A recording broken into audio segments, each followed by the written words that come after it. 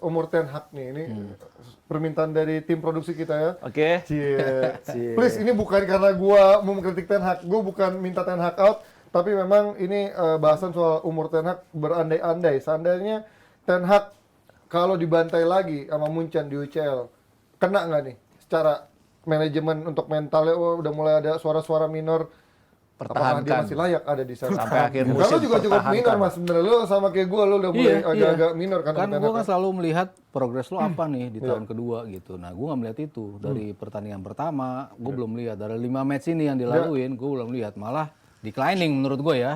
Maksudnya segala ingin dia coba-coba, walaupun ya positif side dia ingin nyoba. Tapi kalau impact-nya nggak bagus, ya itu berarti masalah di lo juga. Lalu lo dengan pemain-pemain lo bisa handle pemain, menurut gua agak menjadi masalah juga. Karena jeopardizing your team juga gitu kan. Lo keras sama satu dari era Ronaldo lah ya, maksudnya dari kemarin seperti itu sampai sekarang bermasalah juga, berarti lo nggak bisa ngehandle ini gitu. Dari sisi non teknisnya aja, atau terlalu banyak justru toksik yang kalau coach kan contohnya pasti akan bilang ini warisan Ole gitu atau warisan siapapun gitu. Menurut lo apa karena memang toksiknya harus dibuang dulu semua sampai Ten Hag bisa bekerja, atau memang harus bekerja dua arah gitu loh? Kalau dia ngelihat itu sudah lama gitu kan, maksudnya dia udah bisa di-tag ini nih. Oh ini bakal bermasalah nih. Harusnya dari awal udah dikatin aja dari awal gitu. Misalnya seorang Ronaldo aja bisa lo gituin, apalagi yang lain kan harusnya lebih mudah untuk lo bisa meng-cut mereka. Tapi ini nggak dilakukan dan menurut gua itu akan menjadi masalah ketika lu malah mempertipis opsi lu untuk pilihan pemain gitu kan, lo nggak ada opsi. Tapi kalau untuk Cantoni susah lah ya, karena ya itu di luar kendali, karena kan masalah, walaupun dia sebenarnya nggak worth juga ya, masalah hukum, walaupun pembeliannya flop juga, 100 juta flop sih menurut gua. Hitungannya flop juga. Ya selama gue belum bisa melihat perubahan itu dari sisi tactical, dari sisi mindset, dari sisi kengototan lo di tim. Lo kemarin kan lawan Brighton kelihatan banget. Ini tim ini udah nggak works dari sisi permainan lah ya. Terutama di 60 menit terakhir ya mungkin ya. Kayak betul-betul bingung. Padahal yang kendaliin cuman Gross doang di lini belakang gitu. Tapi dengan gampangnya dia bisa ngoper sini, pindah-pindah gitu. Tanpa bisa dibuat apa-apa oleh Manchester United. Itu kan dari sisi tactical lo udah kalah telak gitu sama seorang De Zerbi gitu. Ya ini kan akan ada banyak lagi nih pelatih-pelatih yang mungkin bisa outsmart dia dari sisi tactical. Kalau dia bisa come up with something untuk bisa mengubah, dan intinya kan menang, bukan lagi lo bicara gaya bermain, tapi gimana lo bisa mendapatkan kemenangan. Outputnya. Ya. Kalau itu masih belum bisa dapetin, ya gue rasa nggak lama ya. Ya, cuman kalau gue bilang ya diganti sama siapa dan diganti kapan. Karena kita lihat tim ini mungkin 70% transfer masuk itu adalah pemain-pemain yang Ten Hag kenal atau pernah kerja bareng dia. Yang diminta juga. Yang diminta gitu. Jadi ini nggak kayak Brighton di mana lo Caicedo keluar udah ada penggantinya yang permainannya sesuai identity tim, sesuai dengan karakter yang dibutuhkan tim. Ini pemain-pemain yang datangin sesuai dengan karakter sang pelatihnya. Kalau pelatihnya langsung dibuang setelah ini, kemana pemain-pemain ini? Anak ayam tanpa induk ya. Kalau ternyata pelatih barunya nanti, wah ini nggak cocok semua nih sama gaya gue gitu. Nggak cocok semua, bener. Apalagi sebenarnya mungkin dia ada waktu dengan perdebatan bahwa Højlund baru main dari starter sekali, Amrabat belum turun, Mason Mount cedera baru main. Kalau itu challenges ini udah lewat, pemain-pemain itu bisa turun dari starter, mereka fit, mereka bisa main consistently, bisa deliver lah ya. Nah itu kalau deliver it works hati ya. Tapi kalau kalau pemain-pemain itu nggak bisa, iya, itu baru pertanyaannya muncul. Kenapa kamu mengincar pemain-pemain ini yang ternyata tidak cocok dengan culture, identity dan skema tim secara keseluruhan? Baru di situ jawabannya. Kalau sekarang sih masih patch and go aja kan, dia tambal kiri, pemainnya cedera, dia tambal kanan, pemainnya cedera, dia minjam Reguilon. Yang awal musim kan nggak pernah kepikiran tuh dia untuk mengambil back kiri lagi, and so on and so forth. Jadi menurut gua ya dia at least ada waktu, masih ada waktu sih buat menunjukkan diri ya. Menurut gua sampai pertengahan aja. Seenggaknya kalau dia dipecat pun pelatih baru pun belum tentu mau ngelatih MU. Iya. Pemain-pemain ini kan banyak yang ngambil tengah jalan juga kan biasanya. Iya, ini ngapain Zidane gitu misalnya kan selalu menolak Conte juga gitu. kan. Iya. Tapi nama-nama kan selalu muncul, nama-nama nganggur ya, kayak Kemarin baru dipecat juga Hansi Flick. Hansi Terus Flick. juga Nagelsmann udah nganggur cukup lama juga.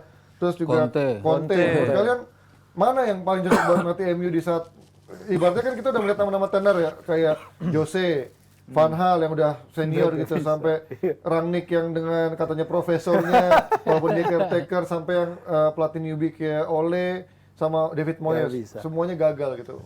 Pelatih mana sih yang bisa nanganin MU dan apa yang harus dilakukan untuk pelatih itu untuk bisa nanganin MU gitu? Berat ini. Pelatih Ya, Belanda kan ya.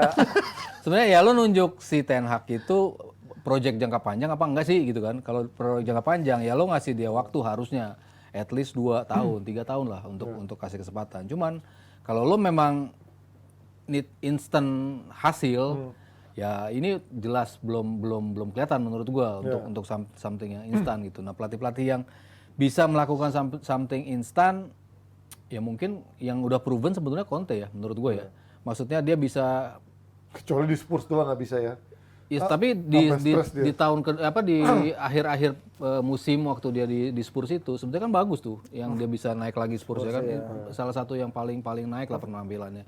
Di Chelsea yang menurut gua dia revolutionize. Chelsea sih paling. Tapi akhirnya Conte pergi dengan nyela kultur klub, dengan nyela pemain-pemain Oh, itu yang- sendiri. yang Apakah itu Spursnya. akan terjadi lagi Yang di Spursnya, Man United? iya. Iya, Itu seru, maksudnya itu seru. ya, seru. buat yang nonton Dramanya seru. justru Kan dia maksud gua di Chelsea dia bisa menghadirkan something yang tadinya orang nggak ngira itu bakal works di Liga Inggris gitu. Ya lo Moses main di situ, Marcos Alonso main di sisi situ, 3 back tapi works dan dia langsung bisa double winner gitu. Itu kan something yang lo bisa revolutionize. Nah, apakah ini dibutuhkan sama si MU? Gue rasa ini lagi butuh nih kalau dari berapa kali Ten Hag mainin kan gue belum lihat something yang bisa dia telurkan gitu. Yang bagus dari dia ya sistem transisi menurut gue ya. Yang paling works dari apa yang dia bisa kasih ke United menurut gue dari sisi transisi itu memang luar biasa. Mereka main low block lawan tim-tim yang itu tapi transisinya luar biasa mereka bikin gol. Itu yang bisa ngalahin tim-tim yang secara kualitas di atas mereka bisa dikalahin sama United kemarin dari sisi itu. Cuman Di musim lalu ya, musim lalu. Tapi dari identity yang lain gue belum lihat itu diberikan sama Ten Hag sih. Kira-kira siapa Fir? Nama yang nganggur yang kira-kira cocok menurut lo? Siapa yang Mau cocok jangka dengan pendek atau kayak- instan bebas? untuk Mau jangka pendek atau jangka panjang nerusin atau instan? Ten Hag dengan gaya melatihnya Ten Hag dengan pemain-pemain yang dia ada sekarang. Maksudnya pemain yang Berat iya gitu. siapa pelatih Asisten Kalau pelatihnya Conte paling gua nggak yang cocok, lulus karena nggak bakal ribut cocok. sih. Nggak Karena cocok. Conte itu Cara tipikal yang mainnya sangat nggak cocok. vokal kan. Zidane kendala At bahasa. least setengah tim ini dibangun dengan mereka kan mau filosofinya Filosofi. Ajax kan. Iya, Siapa filosofi. pelatih ex Ajax? Siapa pelatih Belanda? Ajax. Pilihnya Peter Bos. Iya, Peter Bos gagal Van yang Hal lain balik seperti lagi. itu. Ya, tapi kan kalau suara-suara Nagelsmann. netizen online itu kan pelatih online Siapa? pada bilang menarik bagaimana melihat Hansi Flick. Padahal Hansi Flick aja nganggur kan. Berarti ada masalah dengan Hansi Flick yang juga ternyata nggak bisa nanganin Ya, timnas mungkin Jerman Hansi kan. Flick lebih cocok kalau Di klub main kali ya? di Di klub. timnas mungkin Iya, nggak cocok untuk juga latih ya? level klub mungkin. I Ya, don't know. itu opsi yang menarik sih untuk Kalau lu kita lihat. pinginnya diganti sih? Enggak, belum. Belum. Sampai musim depan. Gue selalu percaya minimal pelatih kasih 2 tahun, tapi di tahun kedua akhir lihat posisinya ada di mana, permainannya kayak gimana. Kalau ternyata posisinya ada peringkat keempat lagi, artinya dia bisa konsisten, baru tahun ketiga penentuannya. Atau nggak di peringkat keempat, tapi mainnya udah bisa kayak Ajax atau kayak Kelihatan. Brighton gitu, mau posisi Tapi kelima, kalau untuk MU posisi peringkat 4 nggak konsisten lah, nggak progres lah menurut Oh gue. iya, maksud gue di 4 besar mas, Tapi karena tetap, Liga iya. Champions kan duit buat MU, dan dia sekarang lagi kebutuhan soal financial fair play, duit menurut gue Duit nomor does satu. matter buat MU. Mau peringkat 3 apa 4 menurut gue nggak masalah, baru tahun depan penentuan untuk lehernya dipenggal. Tahun ini peringkat 5 juga ke Champions ya kayaknya kan. Oh, Karena dapat. ada perubahan. Oh Ada iya, perubahan. udah masuk ya, format. oh iya, iya. Inggris dapat. Perubahan Iya, format. dapat. Iya. Mereka masih peringkat 1 kan? Ya itulah bicaranya akan terus berulang sebenarnya akan terus mulai disuara-suarakan suara sumbang karena selama MU hasilnya buruk pasti akan ada kritik-kritik keras kepada Ten Hag dan mulai ada suara-suara apakah Ten Hag layak ada di MU apa enggak tuh. Silakan Om Nico tutup lah. Oke, terima kasih Jabreti, terima kasih Panji. Apa yang mau Panji? Terima kasih Mas Aryo, terima kasih Faris. Ini tapi update sedikit Faris. Faris. Terima kasih ya. Firzi sama Faris, Firzi. Siapa Wow. Faris? Ayo. Ini ada sedikit MU, ini katanya Wan Bisaka Apaan ada cedera. lagi? Udah Wan nggak usah. Bisaka cedera Udah, ya. hamstring Enggak, kita nggak cedera. bahas, cuma ngasih tahu doang. Ya, thank you buat Aoi. Terima kasih dari Mande, Aoi ya. Thank you udah nemenin kita selama 2 jam dan tadi berapa total viewersnya nonton peaknya? 19. Peaknya 19.000. Terima kasih sudah nyawer. Thank you juga udah nyawer sampai jutaan. Thank you kita dapat bonus Serius, lebih jutaan cepat. Sampai ketemu di DP hari Rabu depan. Rabu besok. Bye bye.